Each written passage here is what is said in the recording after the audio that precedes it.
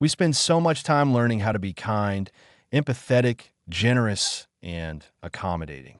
But rarely are we taught that it's just as important to learn how to say no, how to protect our emotional space, and how to recognize when someone is subtly chipping away at our mental well being.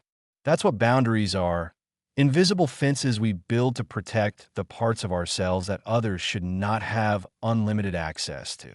Not because we're cold or selfish, but because we're human, and humans need protection too.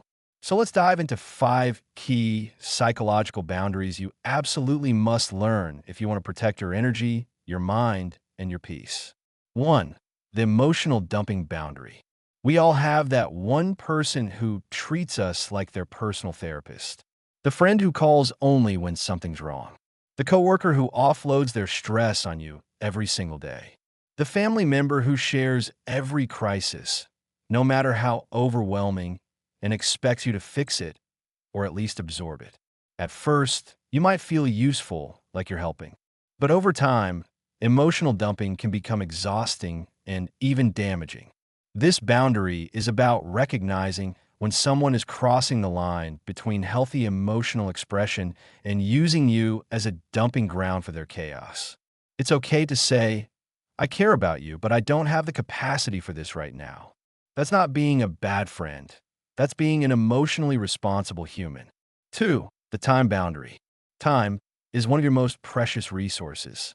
Once it's gone, you can't get it back. Yet people will often make demands on your time as if it's endless. They'll ask for just a minute, rope you into last-minute plans, expect instant replies to texts or emails, or make you feel guilty for not being constantly available. Setting time boundaries means learning how to say no without over-explaining, protecting your schedule, and resisting the urge to overcommit out of guilt or people-pleasing. You're allowed to prioritize rest. You're allowed to not be available 24/7. In fact, you shouldn't be. Your time deserves respect, especially from you. 3. The mental space boundary. This one is sneaky. It's not always about what others are saying or doing directly to you, but how much space they take up in your head. Have you ever been so consumed by someone else's opinion, mood, or expectations that it felt like your brain couldn't hold your own thoughts anymore? That's a clear sign your mental space boundary has been violated. You don't have to take on other people's emotions, solve their problems, or constantly wonder if they're mad at you. Detaching from that kind of mental overinvolvement is crucial. Practicing mindfulness, journaling, or even just saying to yourself, their thoughts are not mine to carry, can help you reclaim your mental territory. 4. The guilt boundary. Guilt, the weapon of choice for manipulators and guilt trippers alike. Sometimes, guilt doesn't come from others, it's self-inflicted. You feel guilty for saying no, for needing rest, for not being everything to everyone. But here's the truth: guilt is not always a sign you've done something wrong. Often, it's just a sign you're doing something different, especially if you're breaking patterns where you've always said yes, always been available, always put yourself last. Learning to tolerate the discomfort of guilt and not letting it dictate your decisions is a powerful form of boundary setting. It's okay to feel guilty. Do the right thing for yourself anyway. 5. The respect boundary. This might sound obvious, but it's one of the most overlooked. You deserve to be spoken to with respect. That means no passive-aggressive digs, no gaslighting, no constant criticism disguised as just being honest.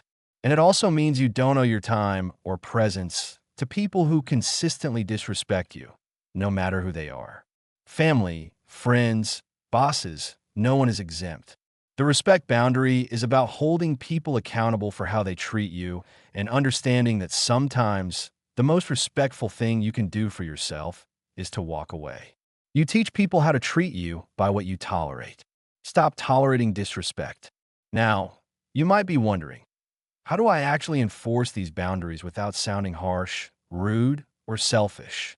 It's a fair question, especially if you've been conditioned to prioritize others over yourself. The key is to communicate clearly, without apology or overjustification. Boundaries don't require permission. You don't have to explain why you're unavailable. You don't need a long backstory for why something makes you uncomfortable. A simple "that doesn't work for me" or "I'm not okay with that" is enough. If someone pushes back, remember that their resistance is often just a sign that the boundary is working. Setting boundaries isn't about building walls. It's about building doors with locks that only you hold the key to. You get to decide who enters, how long they stay, and how they treat you while they're there. And if someone doesn't respect those limits, they don't get access. It's really that simple. Protecting your peace is not selfish. In fact, it's one of the kindest things you can do, not just for yourself, but for everyone around you. Because when your energy isn't being drained by resentment, overwhelm, and mental clutter, you become more present, more authentic, and more you. That's who the world needs, not the version of you who's constantly drained, constantly pleasing, constantly folding. So start today. Pick one boundary. Practice it, even if it feels awkward. And then pick another. You don't have to become a boundary-setting master overnight. But each time you choose yourself, you're laying another brick in the foundation of a life built on self-respect. And that's a life worth protecting.